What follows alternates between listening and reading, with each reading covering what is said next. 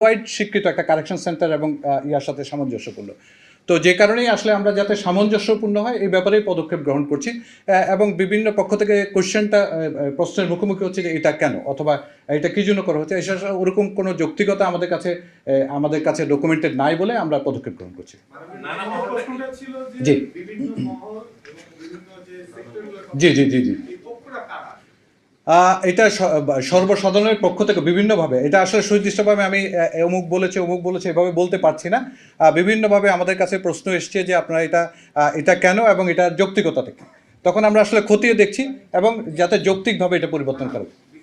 জি জি জি বিভিন্ন মহলটা কি রাজনৈতিক কোনো অংশ, এটা সরকারি অংশ না, এটা মানে শুধু সরকারি না, ডেফিনেটলি সরকারি না। এটা আমি বলবো যে জনসাধারণের পক্ষ থেকে আমাদের কাছে যে ফিডব্যাক, আমরা প্রচুর ফিডব্যাক পেয়েছি এবং আবেদন পেয়েছি যে এটা আমরা কেন পরিবর্তন করছি না।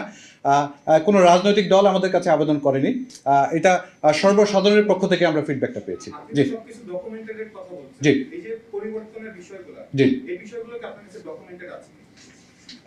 জি আপনি যে আমরা যে জি জি অবশ্যই আছে। জি ধন্যবাদ।